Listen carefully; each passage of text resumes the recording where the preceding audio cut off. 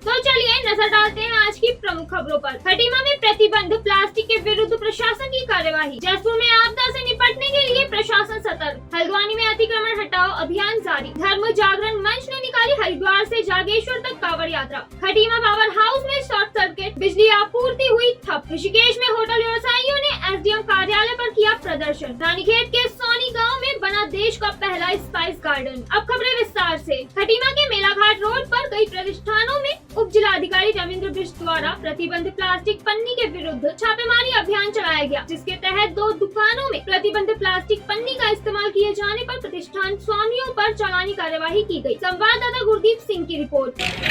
कर लो यार, मेरी बात सुनो। सिंगल यूज प्लास्टिक जो वो टोटली बैन।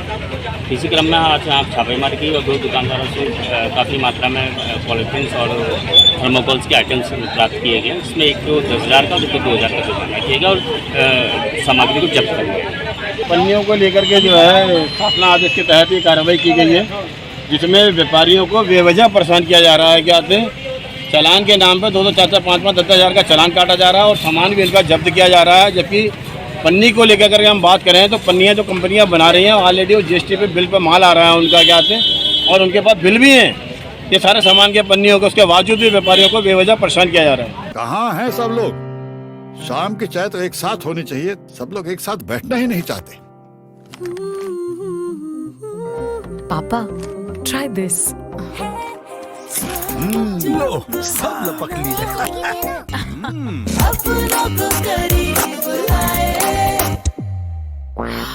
ये क्या हाल कर दिया है रूम का? बस कल से चाय? कल से चाय मेरे रूम में। देवरपन नमकीन अपनों को करीब ला। जीएसटी में संशोधन की मांग को लेकर भड़के होटल व्यवसायियों ने एसडीएम कार्यालय पर प्रदर्शन कर प्रधानमंत्री नरेंद्र मोदी को एसडीएम कार्यालय के मार्फत एक ज्ञापन भेजा और जल्द जीएसटी में संशोधन न होने पर आंदोलन की चेतावनी दी। संवाददाता दीपक नारंग की रिपोर्ट।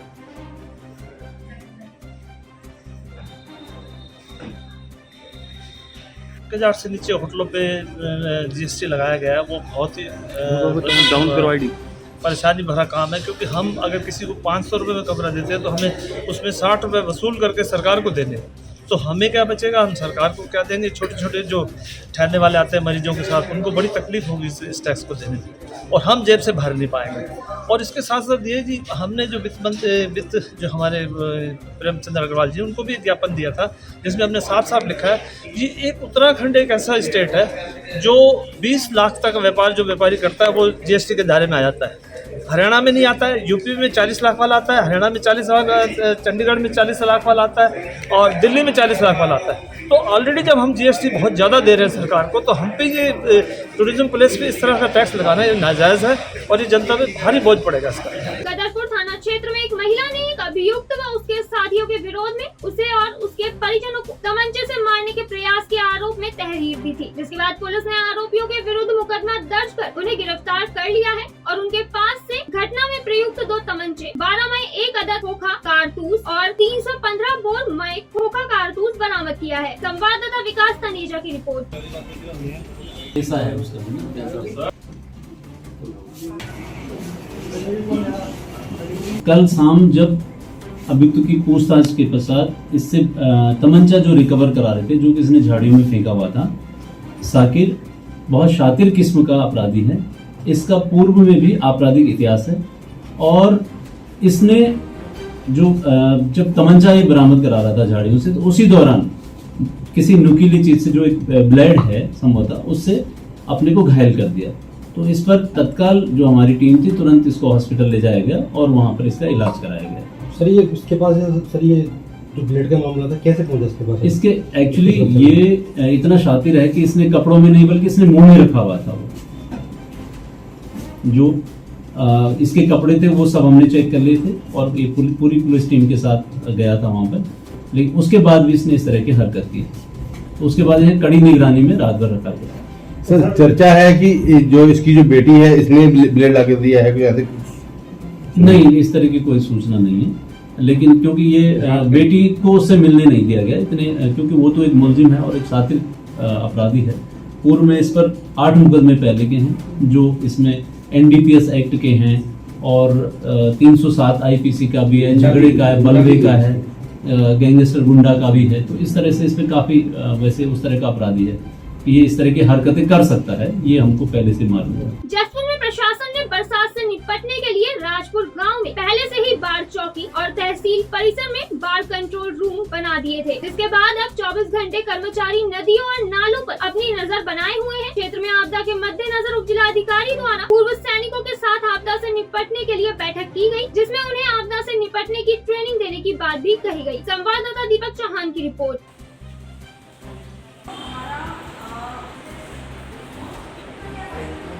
जानते हैं कि मानसून को लेकर अभी अलर्ट घोषित किया गया है, तो इसी को लेकर एक तैयारी की यहाँ पर मीटिंग की गई थी, जिसमें कि हमारे IRT और XRV मैन आए थे, जो कि हमारे साथ वॉलंटियर के रूप में काम करेंगे। तो एक गेट टुगेदर भी था और दूसरा एक ये भी था कि उनके अनुभव हमारे जो बाकी सदस्य उनको साझा किए गए थे। और साथ ही उनके द्वारा जो XRV मैन है उनके द्वारा डिमांड की गई थी कि कुछ इक्विपमेंट जो उन आपदा की पड़ सकती है, ये डिमांड की गई थी। बस एक थोड़ा सा ये था कि आपदा की तैयारियों को लेकर एक मीटिंग की गई थी। हल्द्वानी में नगर निगम और सिटी मजिस्ट्रेट की संयुक्त टीम द्वारा तिकोनिया से वर्कशॉप लाइन में अतिक्रमण हटाओ अभियान चलाया गया, जिसके तहत कई लोगों के चालान काटे गए। संवाददाता दीपक अधिकारी की रिपोर्ट। क्या करा देंगे? मैं क्या देर लग रही, करा देंगे। इसीलिए इनका सामान आज जब्त किया जा रहा है। पूर्व में इनका चालान किया गया था, अभी परसों पुलिस विभाग की टीम के द्वारा यहाँ चालान की कार्रवाई की गई थी। और इसके पहले भी एक नगर निगम के साथ संयुक्त अभियान यहाँ पर रेलो नगर आयुक्त सबके द्वारा चलाया गया था। इसके बाद भी लोगों ने पुनः जिन्होंने यहाँ पर वापस ठेले लगा लिए हैं, उनका सामान भी जब्त किया गया है और चालान की कार्रवाई भी की जा रही है। इसके अतिरिक्त सभी विभागों को निर्देशित किया गया है कि वो इस पर समय पर अपना अभियान चलाते रहें और इस रोड को अतिक्रमण मुक्त रखें। मैं आपको बताऊं, अतिक्रमण के हम हमेशा विरुद्ध रहे कि अतिक्रमण नहीं होना चाहिए कुछ, लेकिन हमने समय समय पर नगर निगम से मांग की है कि इन ठेले वालों को वेंडर जोन दिया जाए, लेकिन वेंडर जोन की व्यवस्था नहीं गई, इसलिए ये लोग भी परेशान है। लेकिन अतिक्रमण का व्यापार मूल्य कभी समर्थन नहीं करता है, व्यापार मूल्य कभी अतिक्रमण के साथ नहीं है, क्योंकि थोड़ी सी हद हमारे व्यापारी पार कर रहा है। मैं झूठ नहीं बोलूँगा, अब थोड़ी सी हमारा व्यापारी पार कर रहा है। इसलिए मेरे व्यापारी से निवेदन है कि व्हाइट लाइन के अंदर रहे और नगर निगम से ये मेरा आग्रह है कि ठेले वालों को वेंडर जोन की व्यवस्था कराए, एक वेंडर जोन दे ताकि अपने बच्चे पाल सकें।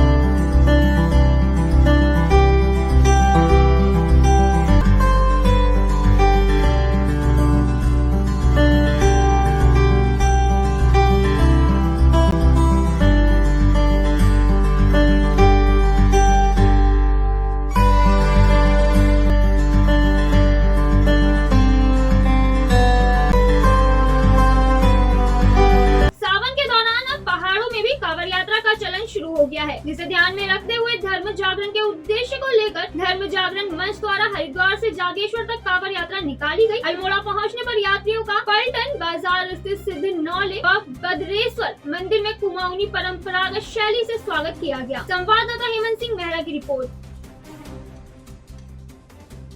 खटीमा के लोहिया हेड पावर हाउस में 33 केवी के ब्रेकर और सिटी में इंटरनल फॉल्ट होने से आग लग गई, जिससे आसपास के शहरों की विद्युत आपूर्ति भी ठप हो गई। सूचना पर पहुंचे विद्युत विभाग के कर्मचारियों ने आग को बुझाया और विद्युत आपूर्ति को सुचारू करने में जुट गए। संवाददाता गुरदीप सिंह की रिपोर्ट।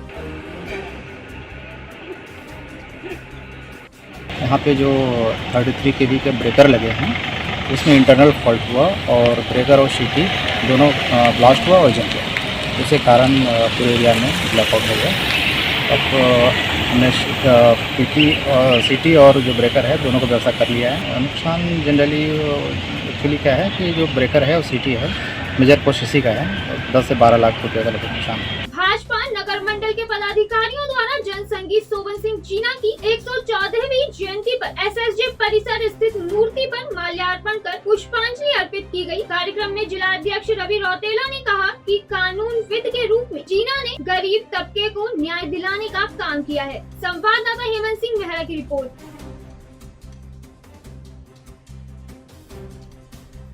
देश का पहला स्पाइस गार्डन रानीखेत वन क्षेत्र के सोनी गांव में विकसित किया गया है। वन विभाग ने यहाँ 27 से 30 प्रकार के मसालों का गार्डन विकसित किया। गार्डन का उद्घाटन पद्मश्री शेखर पाठक ने फीता काट कर किया। संवाददाता हेमंत सिंह मेहरा की रिपोर्ट। अभी के लिए बस इतना ही। उत्तराखंड की सभी खबरों से जुड़े रहने के लिए देखते रहिए सुरागीलाल न्यूज चैनल। धन्यवाद।